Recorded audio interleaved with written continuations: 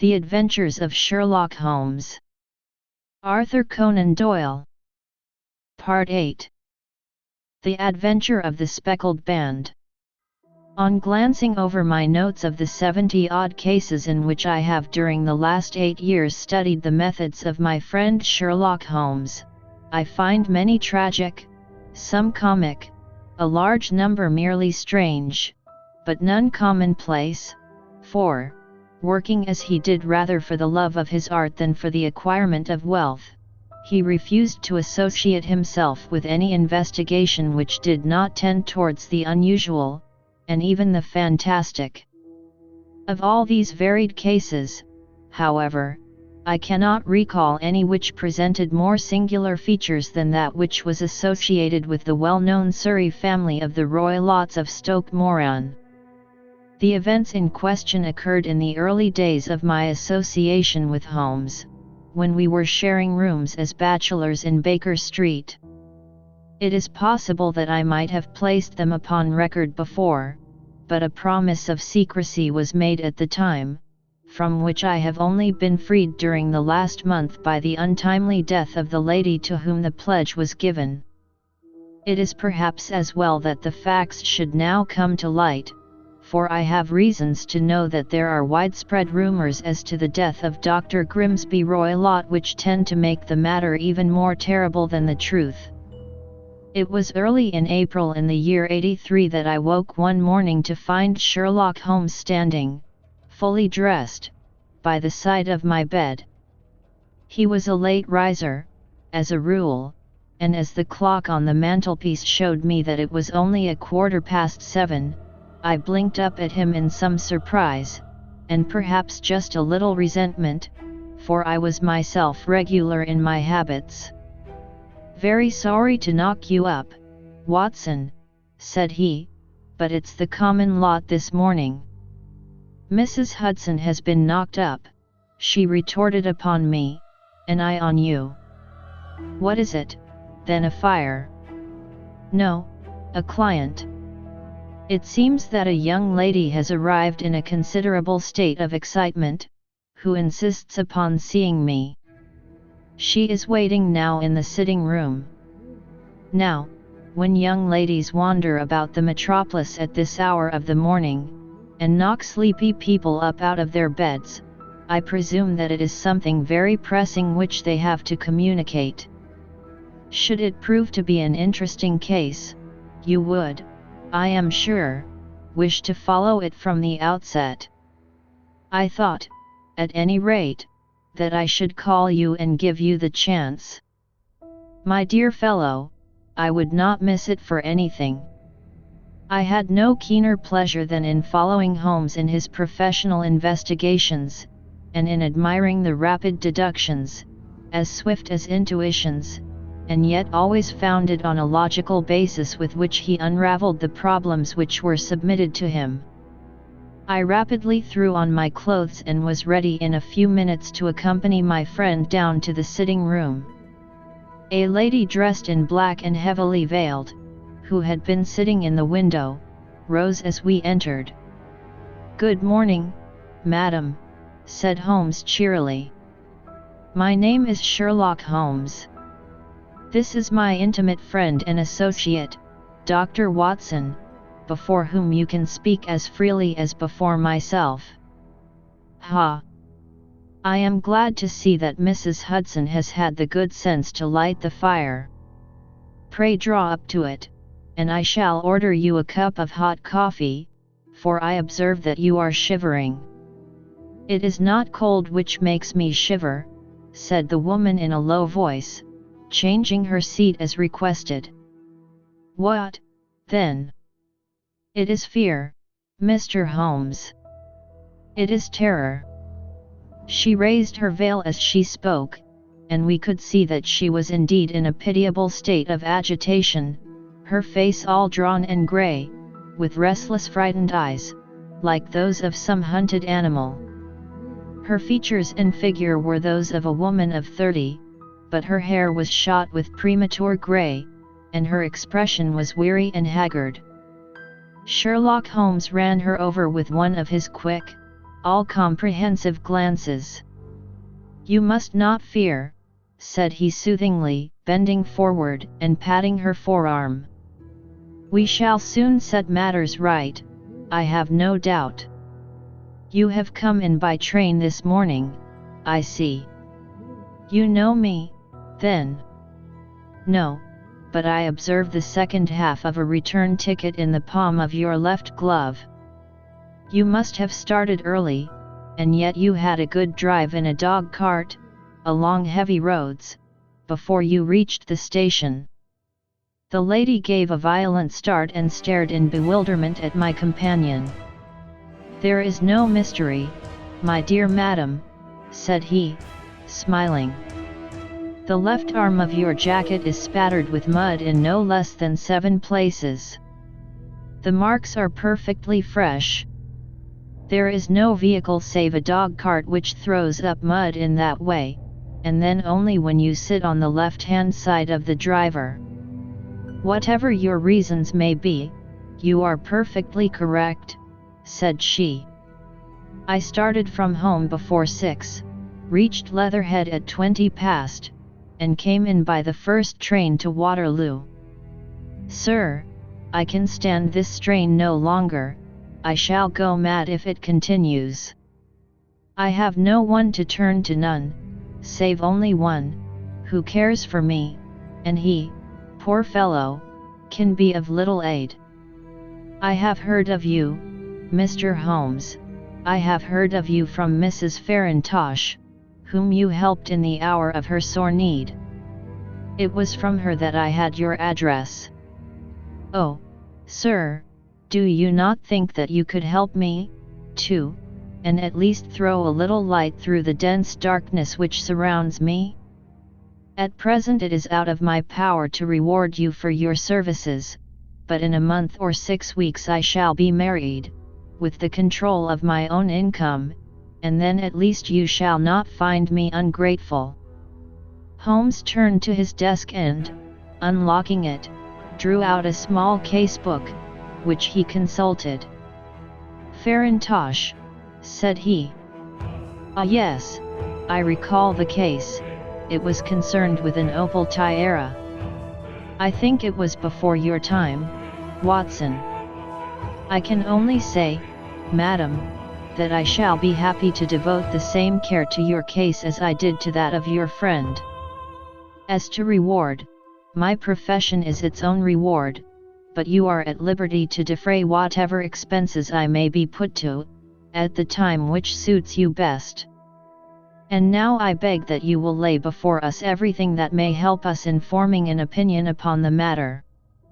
"Alas," replied our visitor, "the very horror of my situation lies in the fact that my fears are so vague, and my suspicions depend so entirely upon small points, which might seem trivial to another, that even he to whom of all others I have a right to look for help and advice looks upon all that I tell him about it as the fancies of a nervous woman.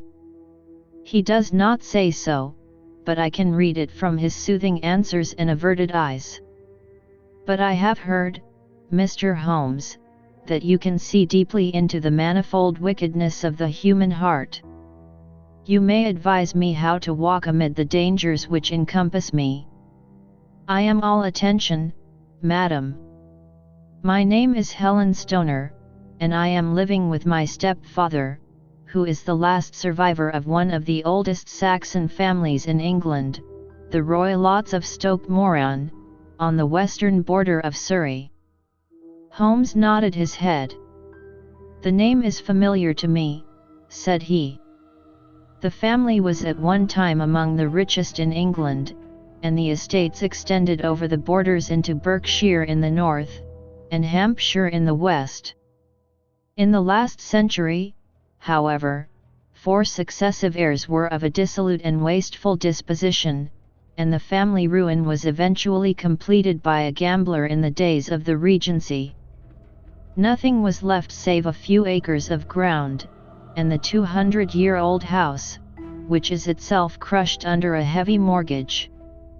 The last squire dragged out his existence there, living the horrible life of an aristocratic pauper, but his only son, my stepfather, seeing that he must adapt himself to the new conditions, obtained an advance from a relative, which enabled him to take a medical degree and went out to Calcutta, where, by his professional skill and his force of character, he established a large practice. In a fit of anger, however, caused by some robberies which had been perpetrated in the house, he beat his native butler to death and narrowly escaped a capital sentence. As it was, he suffered a long term of imprisonment and afterwards returned to England a morose and disappointed man. When Dr. Roylott was in India, he married my mother, Mrs. Stoner, the young widow of Major General Stoner, of the Bengal Artillery. My sister Julia and I were twins, and we were only 2 years old at the time of my mother's remarriage.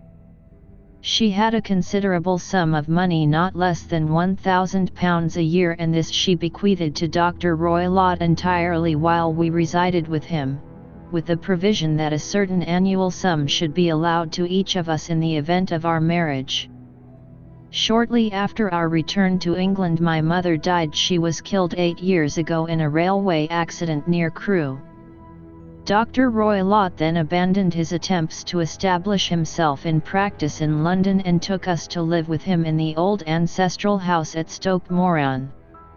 The money which my mother had left was enough for all our wants, and there seemed to be no obstacle to our happiness. But a terrible change came over our stepfather about this time. Instead of making friends and exchanging visits with our neighbours, who had at first been overjoyed to see a Roylott of Stoke Moran back in the old family seat, he shut himself up in his house and seldom came out save to indulge in ferocious quarrels with whoever might cross his path. Violence of temper approaching to mania has been hereditary in the men of the family, and in my stepfather's case it had, I believe, been intensified by his long residence in the tropics.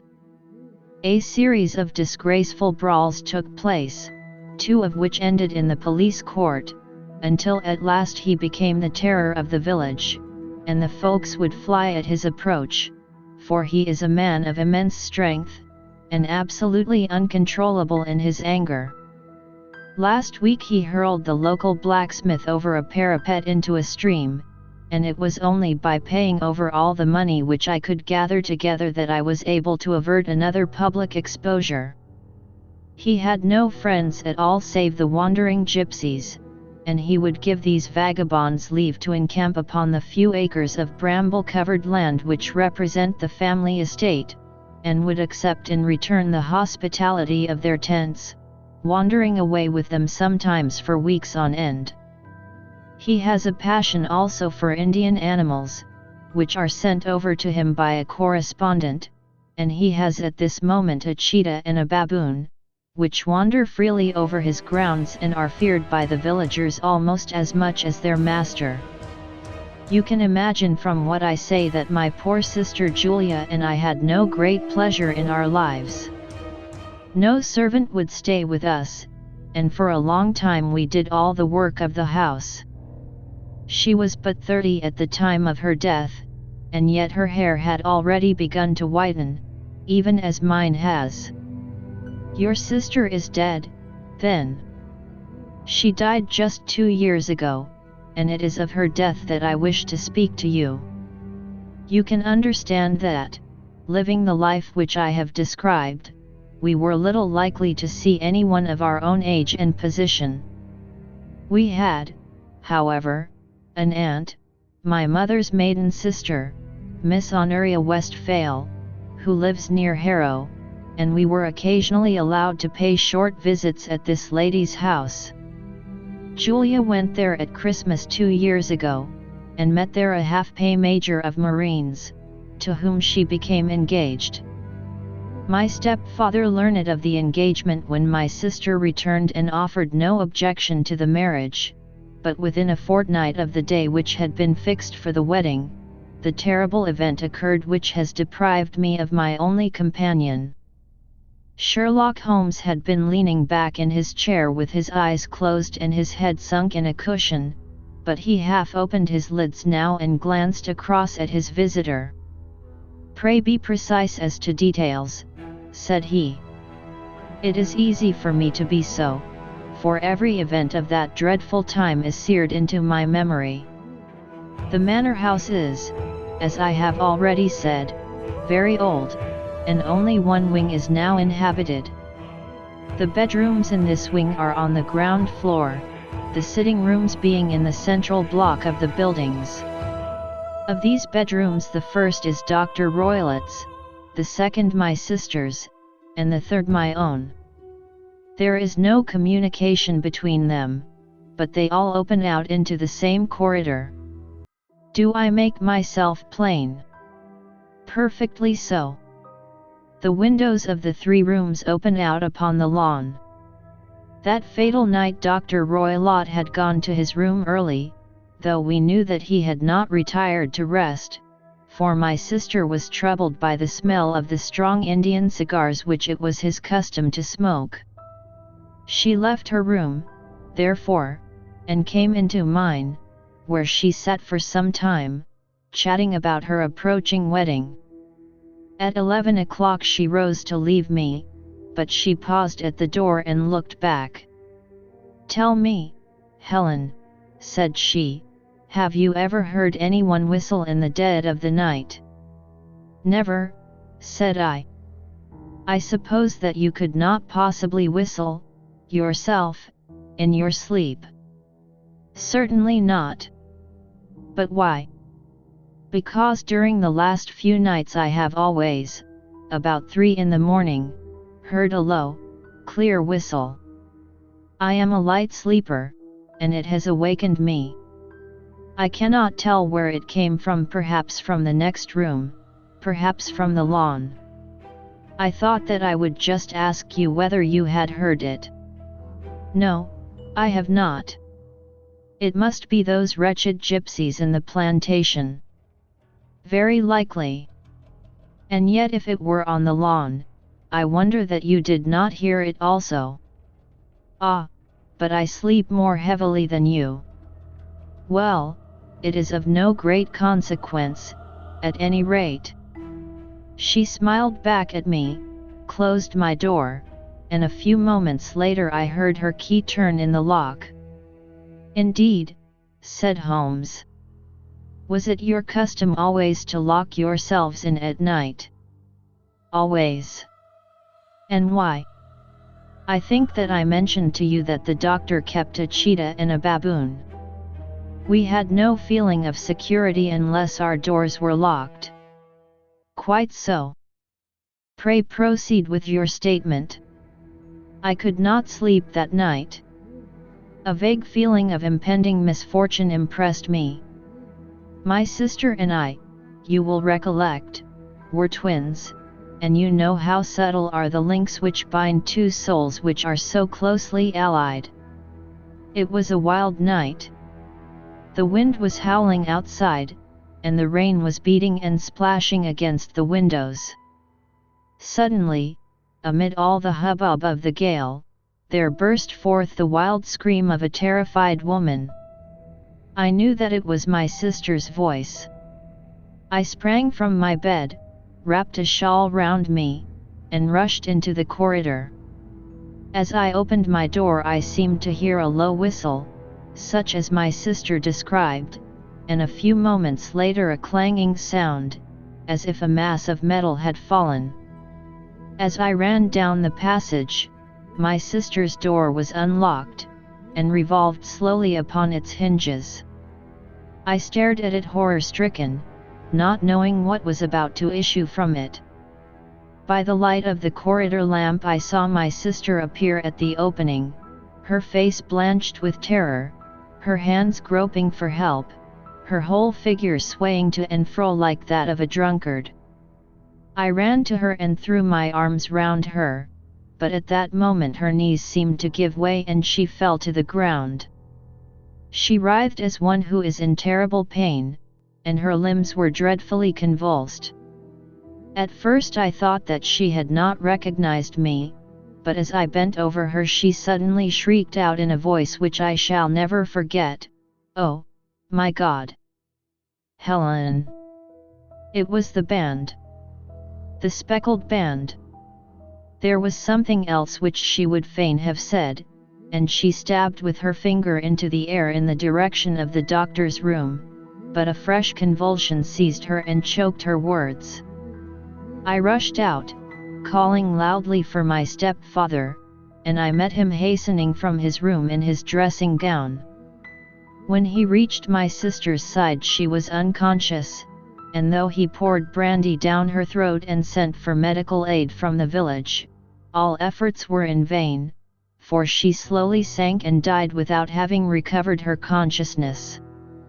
Such was the dreadful end of my beloved sister. "One moment," said Holmes, "are you sure about this whistle and metallic sound?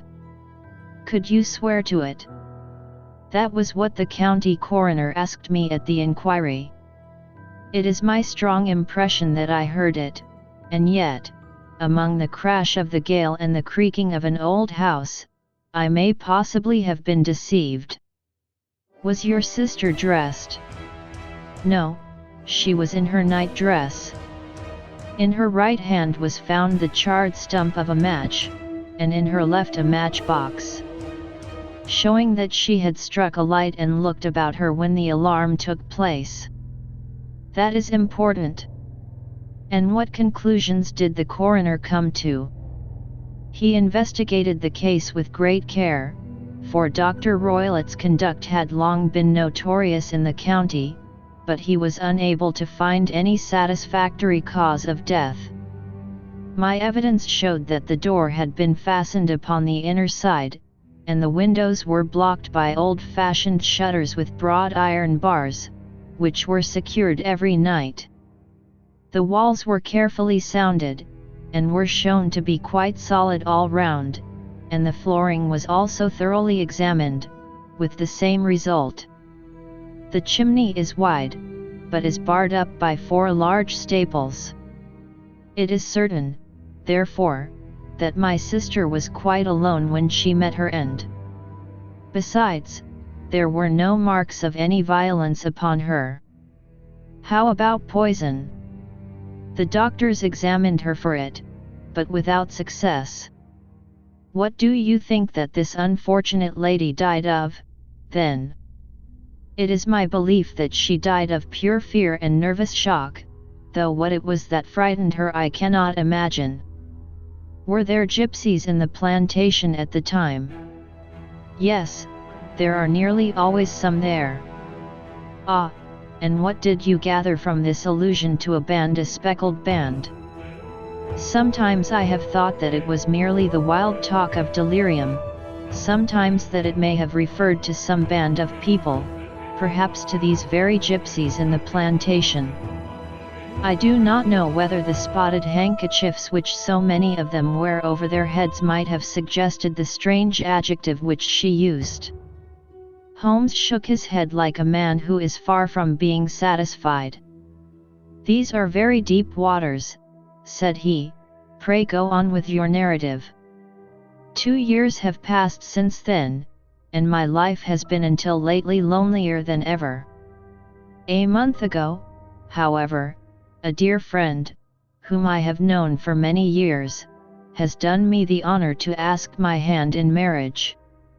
His name is Armitage Percy Armitage, the second son of Mr. Armitage, of Crane Water, near Reading. My stepfather has offered no opposition to the match, and we are to be married in the course of the spring. 2 days ago some repairs were started in the west wing of the building, and my bedroom wall has been pierced, so that I have had to move into the chamber in which my sister died, and to sleep in the very bed in which she slept. Imagine, then, my thrill of terror when last night, as I lay awake, thinking over her terrible fate, I suddenly heard in the silence of the night the low whistle which had been the herald of her own death.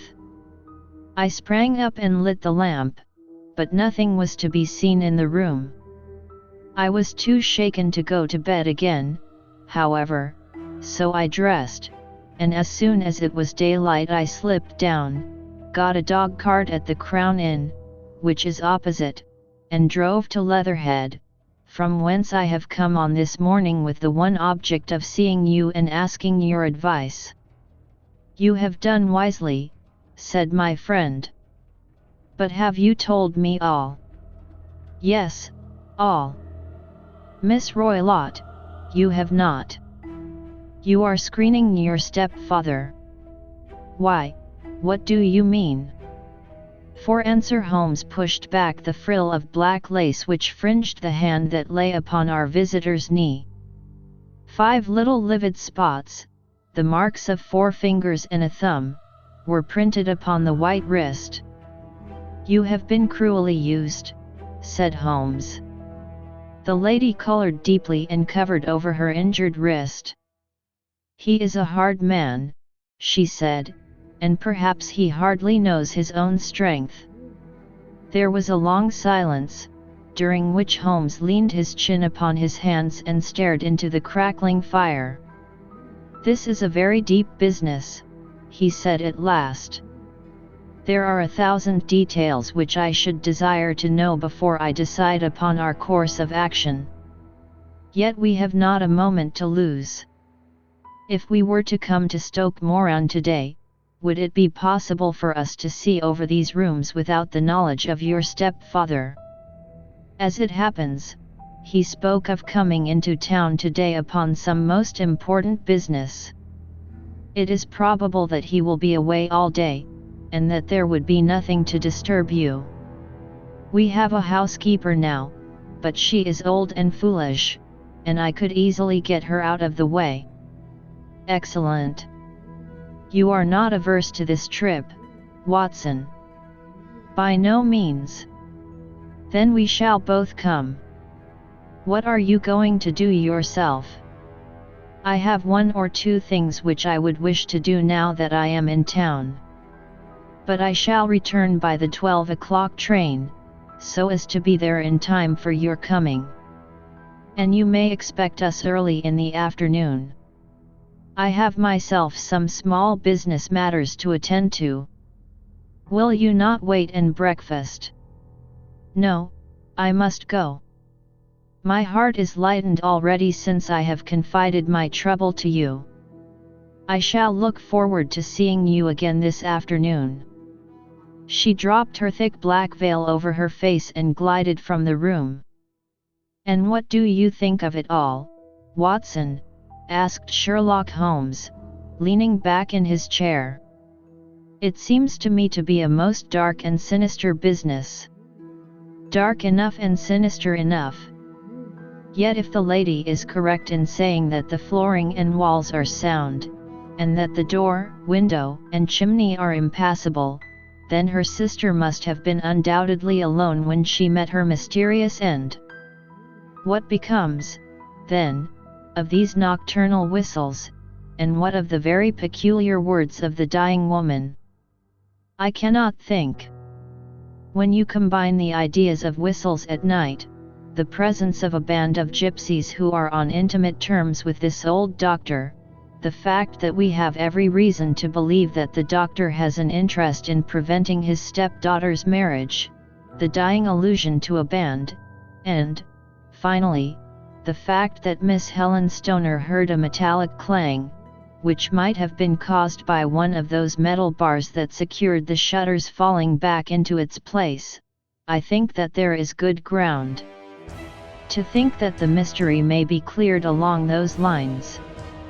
But what, then, did the gypsies do? I cannot imagine. I see many objections to any such theory. And so do I. It is precisely for that reason that we are going to Stoke Moran this day. I want to see whether the objections are fatal, or if they may be explained away. But what in the name of the devil? The ejaculation had been drawn from my companion by the fact that our door had been suddenly dashed open, and that a huge man had framed himself in the aperture. His costume was a peculiar mixture of the professional and of the agricultural, having a black top hat, a long frock coat, and a pair of high gaiters, with a hunting crop swinging in his hand. So tall was he that his hat actually brushed the crossbar of the doorway, and his breadth seemed to span it across from side to side. A large face, seared with 1,000 wrinkles, burned yellow with the sun, and marked with every evil passion, was turned from one to the other of us, while his deep-set, bile-shot eyes, and his high, thin, fleshless nose, gave him somewhat the resemblance to a fierce old bird of prey. "Which of you is Holmes?" asked this apparition. "My name, sir, but you have the advantage of me," said my companion quietly. "I am Dr. Grimsby Roylott, of Stoke Moran." "Indeed, doctor," said Holmes blandly. "Pray take a seat." "I will do nothing of the kind. My stepdaughter has been here. I have traced her." "What has she been saying to you?" "It is a little cold for the time of the year," said Holmes. "What has she been saying to you?" screamed the old man furiously. "But I have heard that the crocuses promise well," continued my companion imperturbably. "Ha! You put me off, do you?" said our new visitor, taking a step forward and shaking his hunting crop. "I know you, you scoundrel. I have heard of you before. You are Holmes, the meddler." My friend smiled. "Holmes, the busybody." His smile broadened. "Holmes, the Scotland Yard Jack in office." Holmes chuckled heartily. "Your conversation is most entertaining," said he. "When you go out close the door, for there is a decided draught. I will go when I have had my say. Don't you dare to meddle with my affairs. I know that Miss Stoner has been here. I traced her. I am a dangerous man to fall foul of. See here." He stepped swiftly forward, seized the poker, and bent it into a curve with his huge brown hands. "See that you keep yourself out of my grip," he snarled, and hurling the twisted poker into the fireplace he strode out of the room. "He seems a very amiable person," said Holmes, laughing. "I am not quite so bulky, but if he had remained I might have shown him that my grip was not much more feeble than his own." As he spoke he picked up the steel poker and, with a sudden effort, straightened it out again. "Fancy his having the insolence to confound me with the official detective force. This incident gives zest to our investigation, however, and I only trust that our little friend will not suffer from her imprudence in allowing this brute to trace her. And now, Watson, we shall order breakfast, and afterwards I shall walk down to Doctors' Commons, where I hope to get some data which may help us in this matter." It was nearly 1 o'clock when Sherlock Holmes returned from his excursion. He held in his hand a sheet of blue paper, scrawled over with notes and figures. "I have seen the will of the deceased wife," said he. "To determine its exact meaning I have been obliged to work out the present prices of the investments with which it is concerned. The total income, which at the time of the wife's death was little short of £1,100, is now, through the fall in agricultural prices, not more than £750. Each daughter can claim an income of £250, in case of marriage. It is evident, therefore, that if both girls had married, this beauty would have had a mere pittance, while even one of them would cripple him to a very serious extent. My morning's work has not been wasted, since it has proved that he has the very strongest motives for standing in the way of anything of the sort. And now, Watson, this is too serious for dawdling, especially as the old man is aware that we are interesting ourselves in his affairs, so if you are ready, we shall call a cab and drive to Waterloo. I should be very much obliged if you would slip your revolver into your pocket. An Ely's number 2 is an excellent argument with gentlemen who can twist steel pokers into knots. That and a toothbrush are, I think, all that we need. At Waterloo we were fortunate in catching a train for Leatherhead, where we hired a trap at the station inn and drove for 4 or 5 miles through the lovely Surrey lanes. It was a perfect day, with a bright sun and a few fleecy clouds in the heavens. The trees and wayside hedges were just throwing out their first green shoots, and the air was full of the pleasant smell of the moist earth. To me at least there was a strange contrast between the sweet promise of the spring and this sinister quest upon which we were engaged. My companion sat in the front of the trap, his arms folded, his hat pulled down over his eyes, and his chin sunk upon his breast, buried in the deepest thought.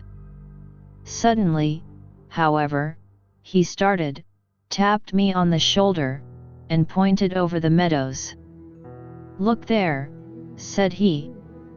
A heavily timbered park stretched up in a gentle slope, thickening into a grove at the highest point. From amid the branches there jutted out the grey gables and high roof tree of a very old mansion. "Stoke Moran," said he.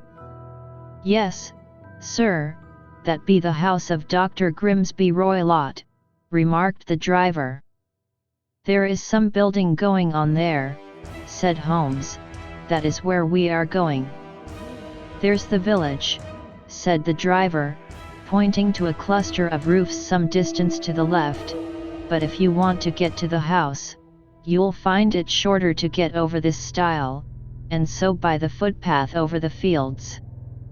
There it is, where the lady is walking." "And the lady, I fancy, is Miss Stoner," observed Holmes, shading his eyes. "Yes, I think we had better do as you suggest." We got off, paid our fare, and the trap rattled back on its way to Leatherhead. "I thought it as well," said Holmes as we climbed the stile, "that this fellow should think we had come here as architects, or on some definite business. It may stop his gossip. Good afternoon, Miss Stoner. You see that we have been as good as our word." Our client of the morning had hurried forward to meet us with a face which spoke her joy. "I have been waiting so eagerly for you," she cried, shaking hands with us warmly. "All has turned out splendidly. Dr. Roylott has gone to town, and it is unlikely that he will be back before evening. We have had the pleasure of making the doctor's acquaintance," said Holmes, and in a few words he sketched out what had occurred. Miss Stoner turned white to the lips as she listened. "Good heavens!" she cried, "he has followed me, then. So it appears. He is so cunning that I never know when I am safe from him. What will he say when he returns? He must guard himself, for he may find that there is someone more cunning than himself upon his track. You must lock yourself up from him tonight. If he is violent, we shall take you away to your aunt's at Harrow. Now, we must make the best use of our time, so kindly take us at once to the rooms which we are to examine." The building was of grey, lichen blotched stone, with a high central portion and 2 curving wings, like the claws of a crab, thrown out on each side. In one of these wings the windows were broken and blocked with wooden boards, while the roof was partly caved in, a picture of ruin. The central portion was in little better repair, but the right-hand block was comparatively modern, and the blinds in the windows, with the blue smoke curling up from the chimneys, showed that this was where the family resided. Some scaffolding had been erected against the end wall, and the stonework had been broken into, but there were no signs of any workmen at the moment of our visit. Holmes walked slowly up and down the ill-trimmed lawn and examined with deep attention the outsides of the windows. "This, I take it, belongs to the room in which you used to sleep, the center one to your sisters, and the one next to the main building to Dr. Roylott's chamber." "Exactly so. But I am now sleeping in the middle one. Pending the alterations, as I understand. By the way, there does not seem to be any very pressing need for repairs at that end wall." "There were none. I believe that it was an excuse to move me from my room." "Ah, that is suggestive. Now, on the other side of this narrow wing runs the corridor from which these 3 rooms open. There are windows in it, of course." "Yes, but very small ones. Too narrow for anyone to pass through. As you both locked your doors at night, your rooms were unapproachable from that side. Now, would you have the kindness to go into your room and bar your shutters?" Miss Stoner did so, and Holmes, after a careful examination through the open window, endeavored in every way to force the shutter open, but without success.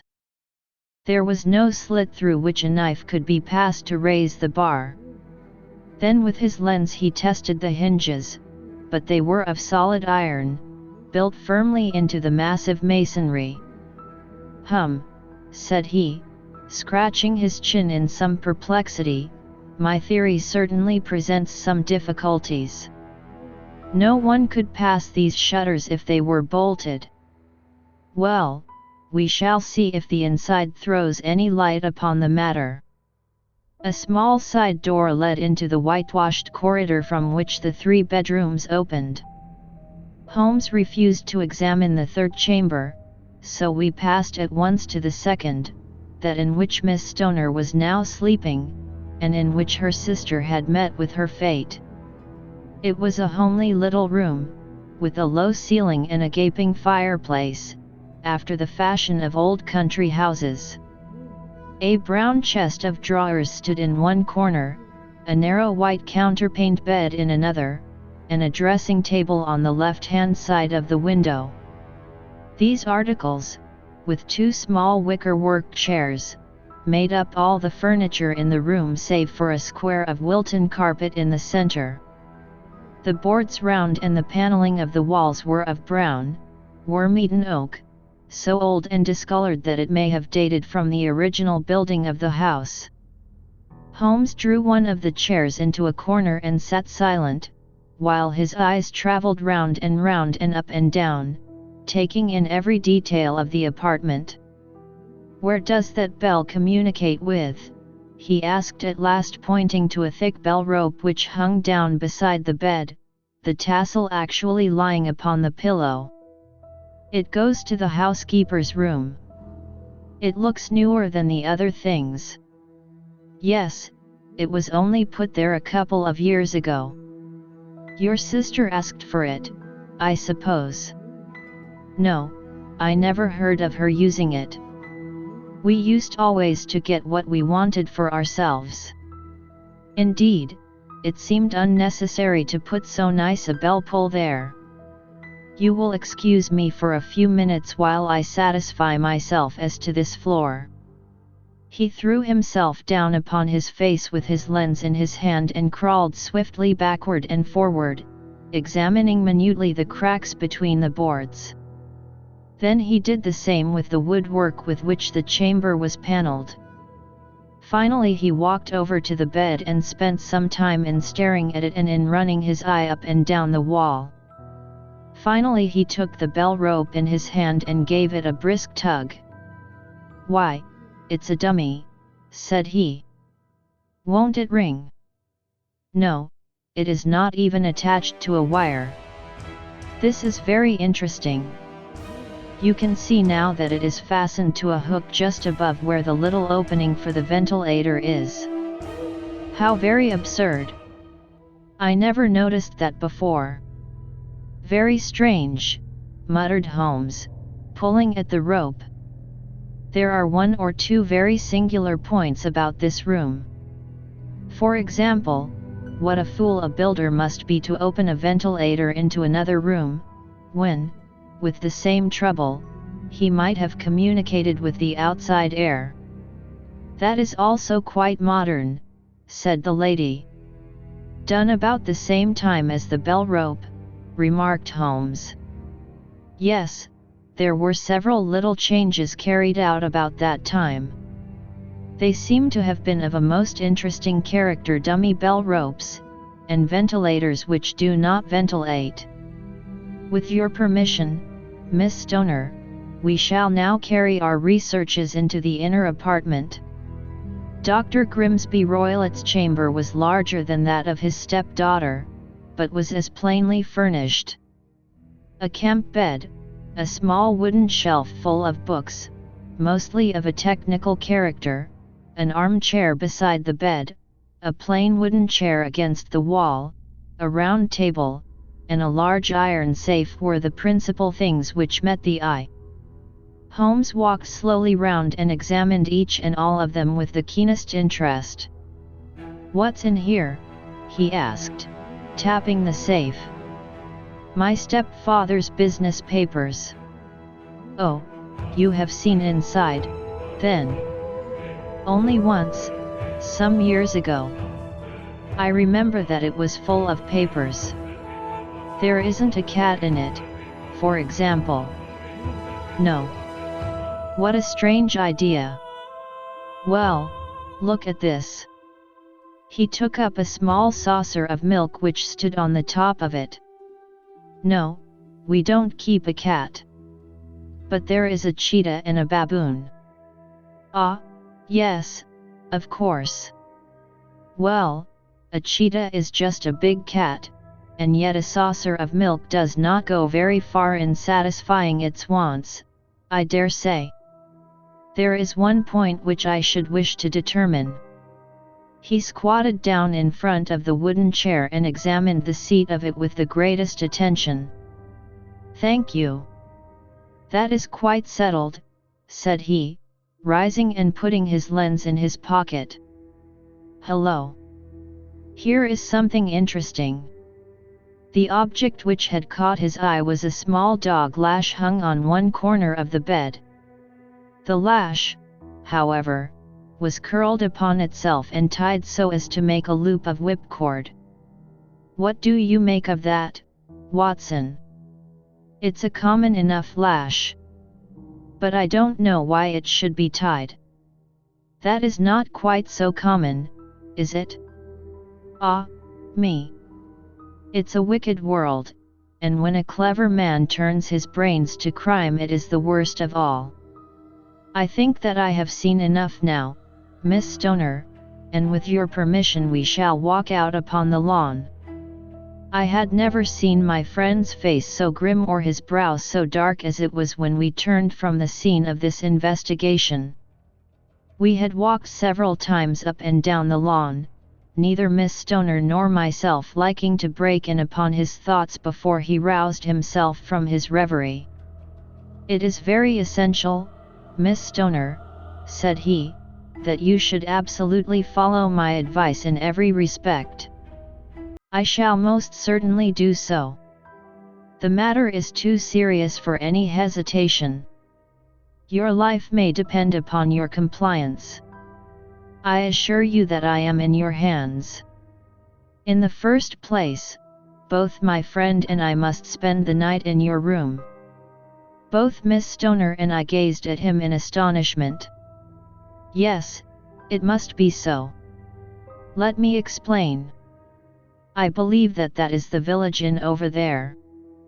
"Yes, that is the Crown." "Very good. Your windows would be visible from there." "Certainly." You must confine yourself to your room, on pretense of a headache, when your stepfather comes back. Then when you hear him retire for the night, you must open the shutters of your window, undo the hasp, put your lamp there as a signal to us, and then withdraw quietly with everything which you are likely to want into the room which you used to occupy.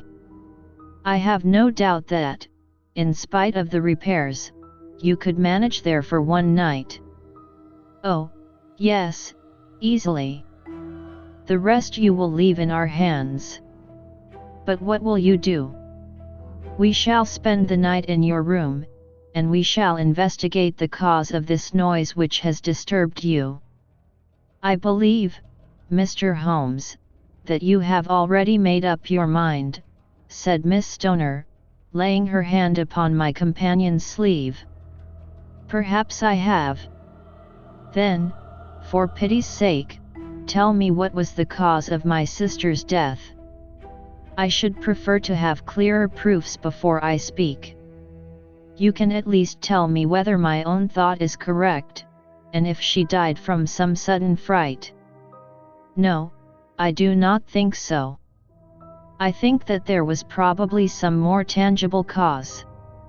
And now, Miss Stoner, we must leave you, for if Dr. Roylott returned and saw us, our journey would be in vain. Goodbye, and be brave, for if you will do what I have told you, you may rest assured that we shall soon drive away the dangers that threaten you. Sherlock Holmes and I had no difficulty in engaging a bedroom and sitting room at the Crown Inn. They were on the upper floor, and from our window we could command a view of the avenue gate, and of the inhabited wing of Stoke Moran Manor House. At dusk we saw Dr. Grimsby Roylott drive past, his huge form looming up beside the little figure of the lad who drove him. The boy had some slight difficulty in undoing the heavy iron gates, and we heard the hoarse roar of the doctor's voice and saw the fury with which he shook his clenched fists at him. The trap drove on, and a few minutes later we saw a sudden light spring up among the trees as the lamp was lit in one of the sitting rooms. "Do you know, Watson," said Holmes as we sat together in the gathering darkness, "I have really some scruples as to taking you tonight. There is a distinct element of danger. Can I be of assistance? Your presence might be invaluable. Then I shall certainly come. It is very kind of you. You speak of danger. You have evidently seen more in these rooms than was visible to me." "No, but I fancy that I may have deduced a little more." "I imagine that you saw all that I did." "I saw nothing remarkable save the bell rope, and what purpose that could answer I confess is more than I can imagine." "You saw the ventilator, too?" "Yes, but I do not think that it is such a very unusual thing to have a small opening between two rooms. It was so small that a rat could hardly pass through. I knew that we should find a ventilator before ever we came to Stoke Moran." "My dear Holmes." "Oh, yes, I did. You remember in her statement she said that her sister could smell Dr. Roylott's cigar. Now, of course that suggested at once that there must be a communication between the two rooms. It could only be a small one, or it would have been remarked upon at the coroner's inquiry. I deduced a ventilator.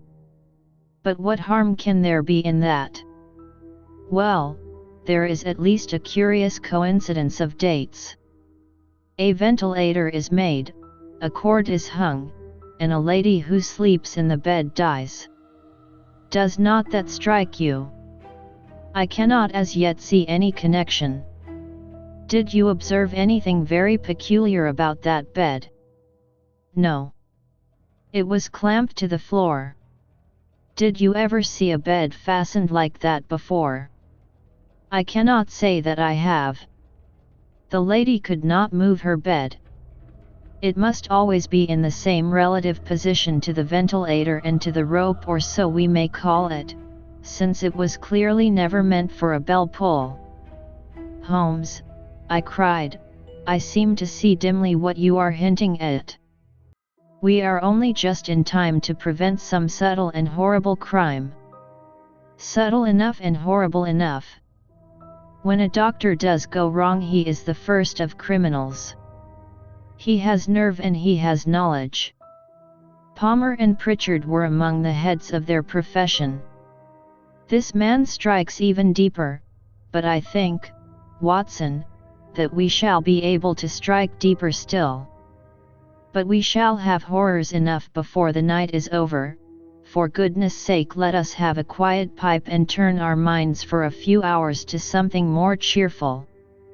About 9 o'clock the light among the trees was extinguished, and all was dark in the direction of the manor house.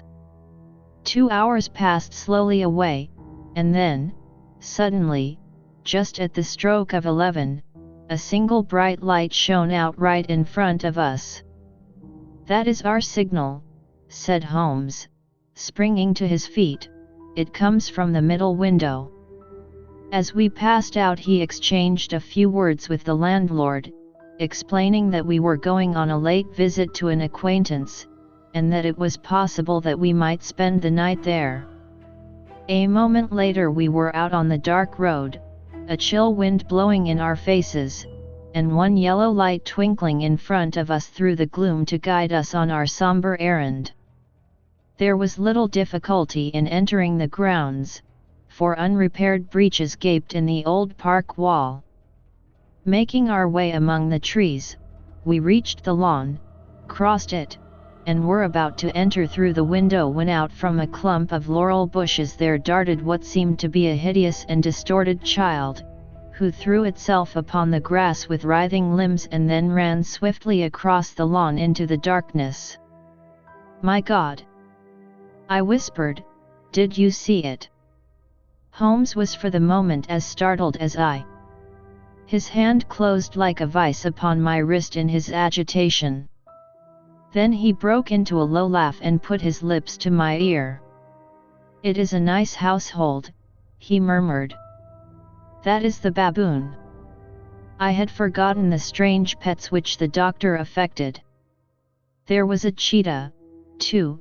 Perhaps we might find it upon our shoulders at any moment.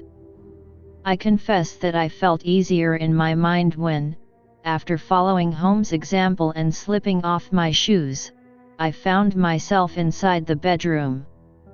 My companion noiselessly closed the shutters, moved the lamp onto the table, and cast his eyes round the room. All was as we had seen it in the daytime. Then creeping up to me and making a trumpet of his hand, he whispered into my ear again so gently that it was all that I could do to distinguish the words. The least sound would be fatal to our plans. I nodded to show that I had heard. "We must sit without light. He would see it through the ventilator." I nodded again. "Do not go asleep, your very life may depend upon it. Have your pistol ready in case we should need it. I will sit on the side of the bed, and you in that chair." I took out my revolver and laid it on the corner of the table. Holmes had brought up a long thin cane, and this he placed upon the bed beside him. By it he laid the box of matches and the stump of a candle. Then he turned down the lamp, and we were left in darkness. How shall I ever forget that dreadful vigil?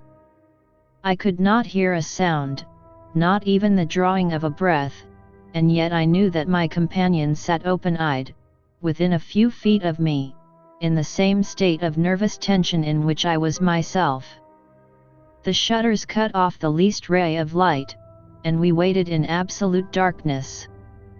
From outside came the occasional cry of a night bird, and once at our very window a long-drawn cat-like whine, which told us that the cheetah was indeed at liberty.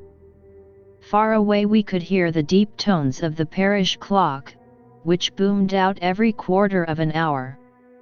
How long they seemed, those quarters! 12 struck, and 1 and 2 and 3, and still we sat waiting silently for whatever might befall. Suddenly there was the momentary gleam of a light up in the direction of the ventilator, which vanished immediately, but was succeeded by a strong smell of burning oil and heated metal. Someone in the next room had lit a dark lantern. I heard a gentle sound of movement, and then all was silent once more, though the smell grew stronger. For half an hour I sat with straining ears. Then suddenly another sound became audible, a very gentle, soothing sound, like that of a small jet of steam escaping continually from a kettle. The instant that we heard it, Holmes sprang from the bed, struck a match, and lashed furiously with his cane at the bell pull. "You see it, Watson," he yelled. "You see it." But I saw nothing. At the moment when Holmes struck the light I heard a low, clear whistle, but the sudden glare flashing into my weary eyes made it impossible for me to tell what it was at which my friend lashed so savagely. I could, however, see that his face was deadly pale and filled with horror and loathing. He had ceased to strike and was gazing up at the ventilator when suddenly there broke from the silence of the night the most horrible cry to which I have ever listened. It swelled up louder and louder, a hoarse yell of pain and fear and anger all mingled in the one dreadful shriek. They say that away down in the village, and even in the distant parsonage, that cry raised the sleepers from their beds. It struck cold to our hearts, and I stood gazing at Holmes, and he at me, until the last echoes of it had died away into the silence from which it rose. "What can it mean?" I gasped.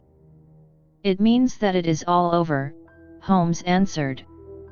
"And perhaps, after all, it is for the best. Take your pistol, and we will enter Dr. Roylott's room." With a grave face he lit the lamp and led the way down the corridor. Twice he struck at the chamber door without any reply from within. Then he turned the handle and entered, I at his heels, with the cocked pistol in my hand. It was a singular sight which met our eyes. On the table stood a dark lantern with the shutter half open, throwing a brilliant beam of light upon the iron safe, the door of which was ajar. Beside this table, on the wooden chair, sat Dr. Grimsby Roylott clad in a long grey dressing gown, his bare ankles protruding beneath, and his feet thrust into red heelless Turkish slippers. Across his lap lay the short stock with the long lash which we had noticed during the day. His chin was cocked upward and his eyes were fixed in a dreadful, rigid stare at the corner of the ceiling. Round his brow he had a peculiar yellow band, with brownish speckles, which seemed to be bound tightly round his head. As we entered he made neither sound nor motion. "The band, the speckled band," whispered Holmes. I took a step forward. In an instant his strange headgear began to move, and there reared itself from among his hair the squat diamond-shaped head and puffed neck of a loathsome serpent. "It is a swamp adder," cried Holmes, "the deadliest snake in India. He has died within 10 seconds of being bitten." Violence does, in truth, recoil upon the violent, and the schemer falls into the pit which he digs for another. Let us thrust this creature back into its den, and we can then remove Miss Stoner to some place of shelter and let the county police know what has happened. As he spoke he drew the dog whip swiftly from the dead man's lap, and throwing the noose round the reptile's neck he drew it from its horrid perch and, carrying it at arm's length, threw it into the iron safe, which he closed upon it. Such are the true facts of the death of Dr. Grimsby Roylott, of Stoke Moran.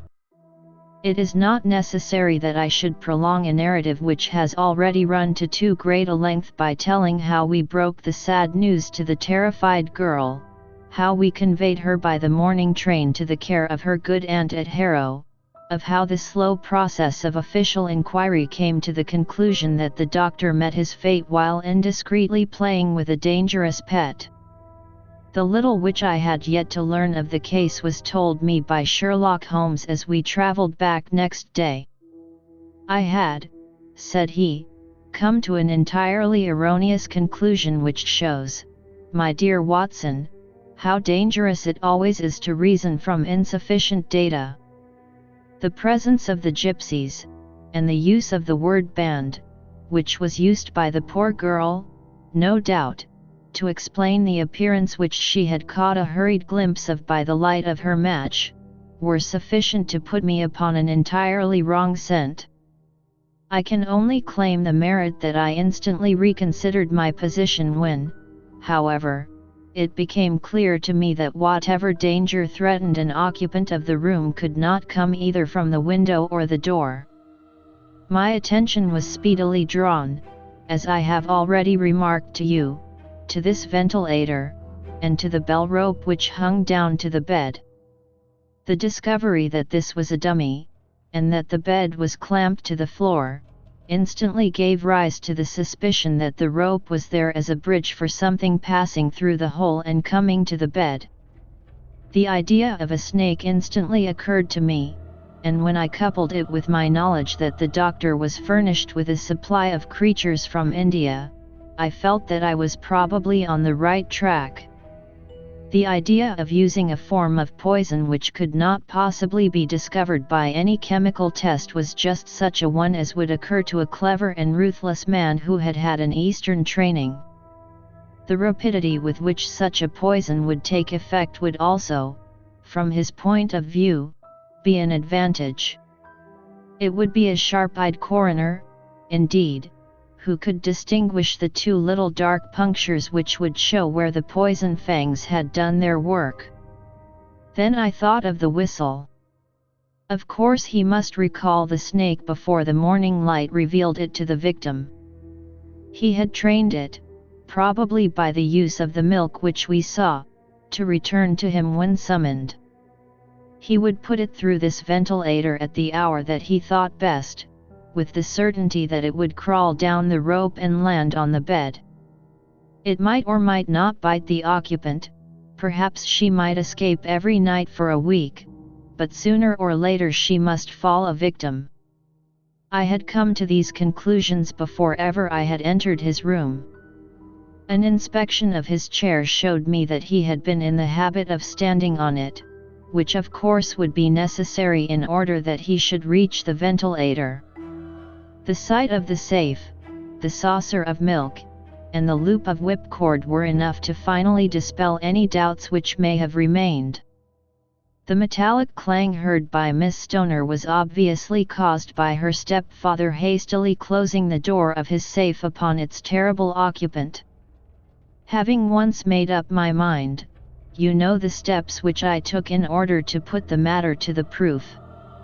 I heard the creature hiss, as I have no doubt that you did also, and I instantly lit the light and attacked it, with the result of driving it through the ventilator, and also with the result of causing it to turn upon its master at the other side. Some of the blows of my cane came home and roused its snakish temper, so that it flew upon the first person it saw. In this way I am no doubt indirectly responsible for Dr. Grimsby Roylett's death, and I cannot say that it is likely to weigh very heavily upon my conscience.